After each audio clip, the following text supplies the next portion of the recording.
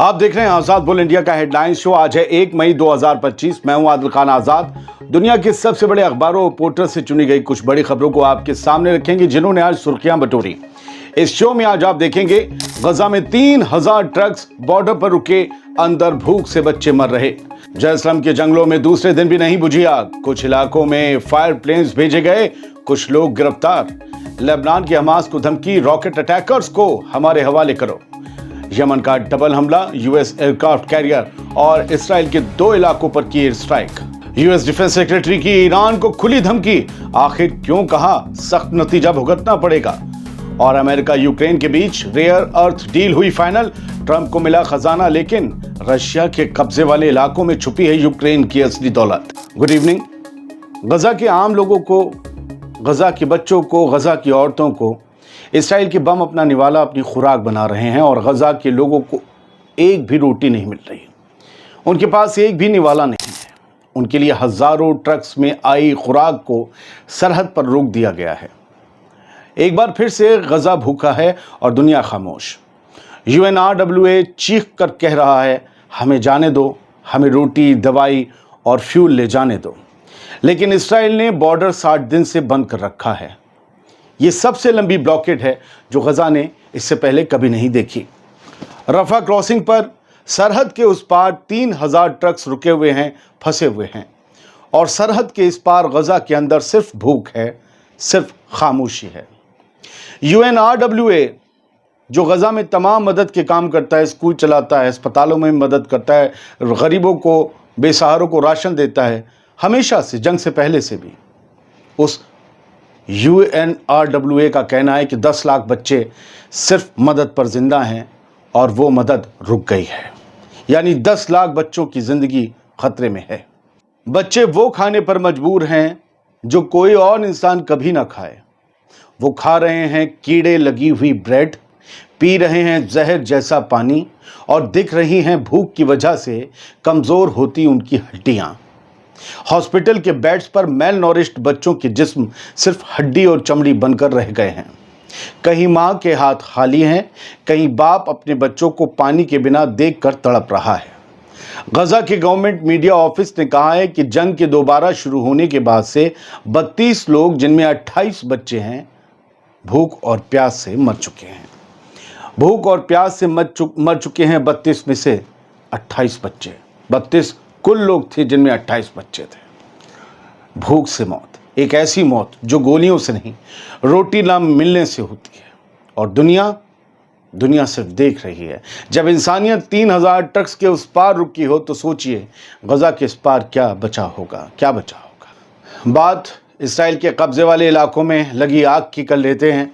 Jerusalem के आसपास लगातार दूसरे दिन भी जंगलों में आग भड़क रही है, लेकिन अब कुछ रास्ते और शहरों को दोबारा खोल दिया गया है।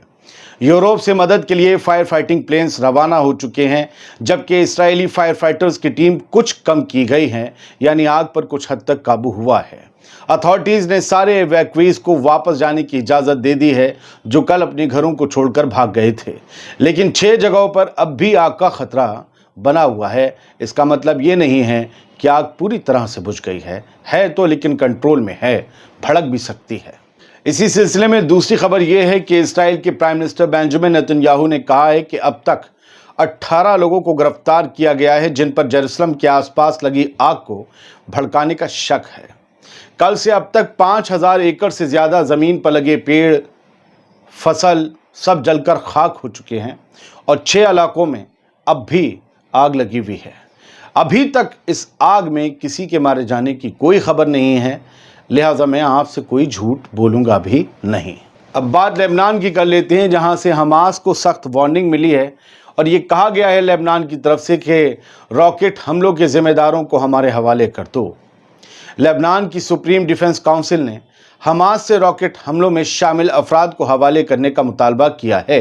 ये रॉकेट्स 2 इलाकों से छोड़े गए थे जो लितानी रिवर के नॉर्थ में हैं, यानी लेबनान से ही छोड़े गए थे। लेबनान में जो हमास का विंग एक्टिव है उसने ये रॉकेट छोड़े थे, ये लेबनान का मानना है। ये लितानी रिवर के नॉर्थ से छोड़े गए थे रॉकेट और इनसे कुछ दिन पहले इस्राएली इलाकों मैतुला और क्रियत शिमोना को निशाना बनाया गया था। اس حملے کے بعد لیبنیز آرمی نے ایک گودام پر چھاپا مارا تھا جہاں سے راکٹ لانچرز اور تیار شدہ میزائلز ملے تھے۔ یہ ایشو کل جمعے کو پریزیڈنٹ جوزف آون کی صدارت میں ہونے والی سپریم ڈیفنس کونسل کی پہلی میٹنگ کا سب سے بڑا ایجنڈا ہوگا۔ کیا جوزف آون کی حکومت حزب اللہ کے بعد اب لبنان میں ایکٹیو جو بھی جتنا پارٹ بھی ایکٹیو ہے حماس کا، اس پر بھی کچھ سختی کرنے کی پلاننگ کر رہی ہے؟ اس پر بھی کوئی قدم سخت لینے والی ہے؟ دیکھنا ہوگا۔ اب بات یمن کی حوتھیز کی۔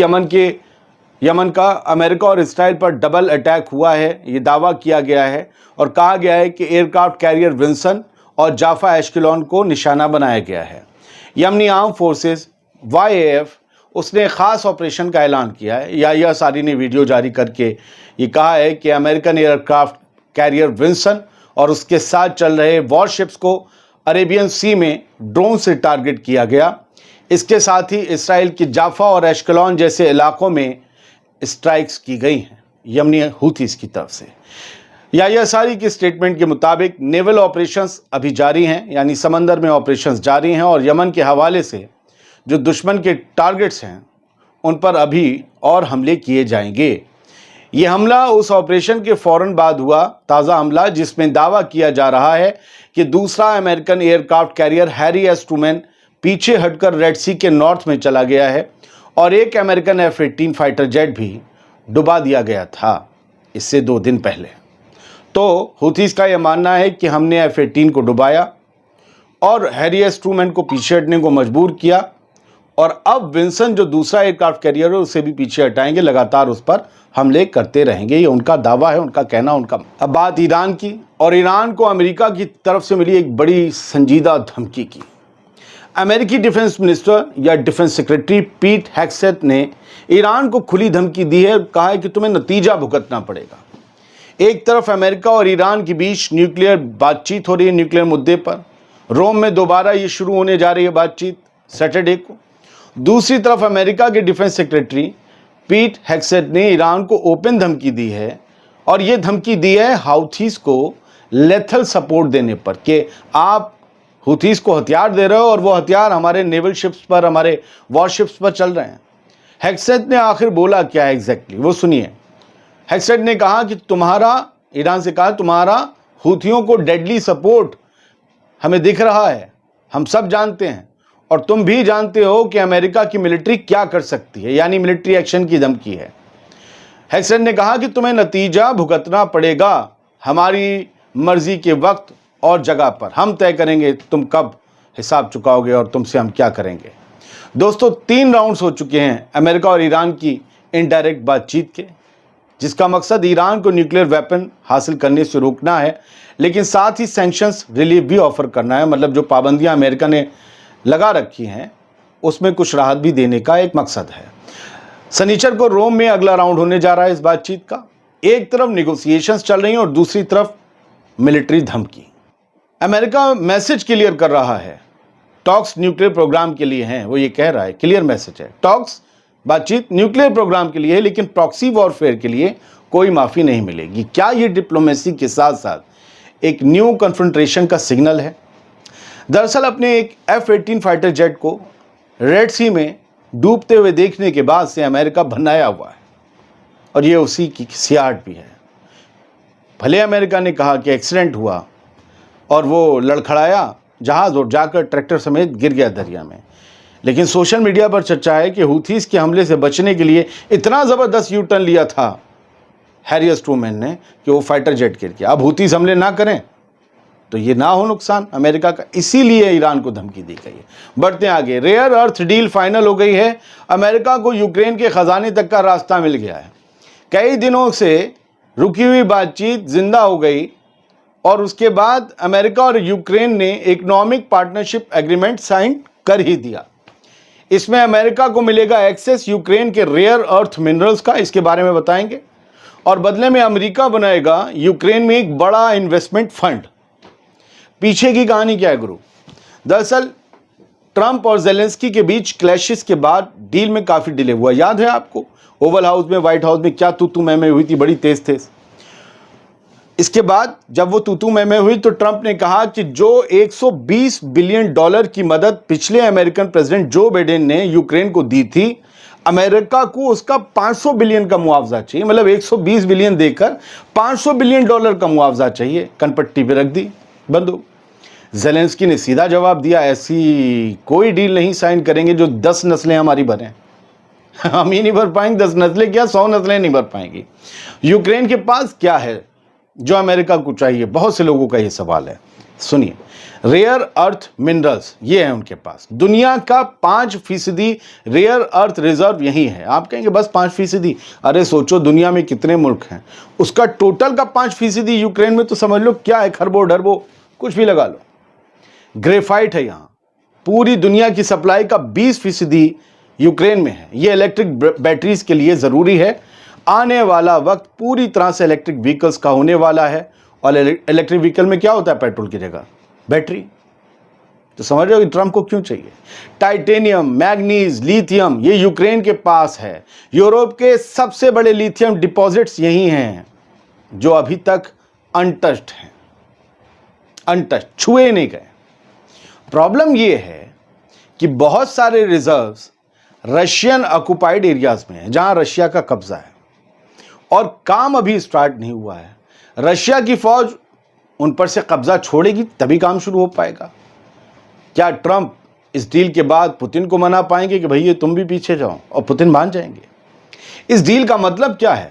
امریکہ یوکرین میں $300 ملین تک کا انویسٹمنٹ کرے گا، اور نوو پولٹاوسک ڈپازٹ ڈیولپ کرنے کے لیے یہ انویسٹمنٹ کیا جائے گا۔ یوکرین کی ڈیمانڈ کیا ہے؟ سیکیورٹی گارنٹیز بھی ملیں، ایسا نہ ہو کہ بس تم ہمارا وہ قرض معاف کرو اور ہم سے مال لے لو، ہمیں سیکیورٹی کی گارنٹیز بھی ملیں، یوکرین کہہ رہا ہے، ورنہ رشیا پھر سے اٹیک کرے گا۔ لب و لباب یہ ہے دوستو کہ یہ ڈیل دکھاتی ہے کہ امریکہ اب اکنامک سپورٹ اور ریسورس کنٹرول کے ذریعے یوکرین کے ساتھ کھڑا رہنا چاہتا ہے، لیکن ڈائریکٹ ملٹری ایڈ کا پریشر کم کر رہا ہے، ملٹری مدد کم کر رہا ہے۔ آپ کو کیا لگتا ہے یہ نئی اسٹریٹجی کیا رشیا کو روک پائے گی؟ بتائیے گا۔ بہت بہت شکریہ۔ اس شو کو اگر آپ نے آخر تک دیکھا ہو تو میں آپ سے جاننا چاہتا ہوں کہ آپ نے ہمارے فیس بک پیج آزاد بول انڈیا کو جا کر فالو کیا اور لوگوں کے ساتھ شیئر کیا؟ نہیں کیا تو کریے، اس ویڈیو میں نہیں تو پچھلے ہر ویڈیو میں آپ کو پہلے کمنٹ میں مل جائے گا۔ بہت بہت شکریہ، سلامت رہیے، خوش رہیے۔